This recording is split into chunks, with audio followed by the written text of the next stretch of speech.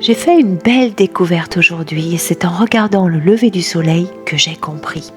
La nuit faisait place au jour. Le bel astre de lumière en montant dans le ciel éclairait tout ce que la nuit avait assombri. Je compris alors que le jour ne pouvait exister et se définir que par rapport à la nuit.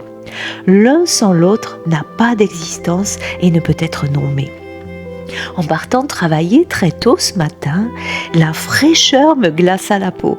Je regrettais soudain la douce chaleur de mon lit. Alors je compris que je pouvais apprécier la chaleur grâce au froid qui existait. Le froid et la chaleur sont comme une pièce de monnaie. Pile pour le froid, face pour la chaleur, en un mot indissociable et dépendant l'un de l'autre pour exister seul, mais pas sans l'autre. À ma pause déjeuner, je partis en promenade.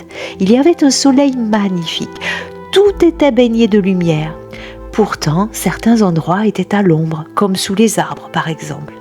Je compris alors que là où il y avait de la lumière, il y avait aussi de l'ombre en même temps, toutes deux ayant besoin de l'autre pour exister et être nommées.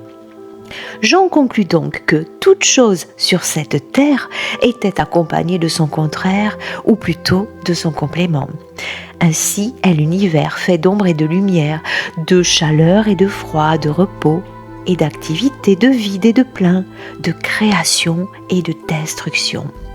Et moi, dans tout ça, suis-je porteuse d'une telle dualité ? Bien sûr, puisque je fais partie de l'univers et que je suis à la fois moi-même et mon contraire. Et oui, je peux être aussi lumineuse que sombre. Quand la joie, l'amour, la paix m'envahissent, je suis lumineuse. Quand la peur, la rancœur, le conflit s'emparent de moi, je suis sombre. Puis-je lutter contre ça ? Non, puisque je suis à la fois moi et mon contraire. Combien de fois me suis-je sentie bien forte et invincible ? Combien de fois ai-je eu l'impression de ne plus savoir qui je suis vraiment au point de me sentir si faible et vulnérable ? Combien de fois je me suis dit « ici, c'est vraiment ma place », puis le lendemain « mais qu'est-ce que je fous là ?» Donc, le bonheur, c'est juste de se connaître et de s'accepter comme porteur des opposés. Et là, tu arrêtes de lutter contre ta propre nature et tu récupères toute ton énergie.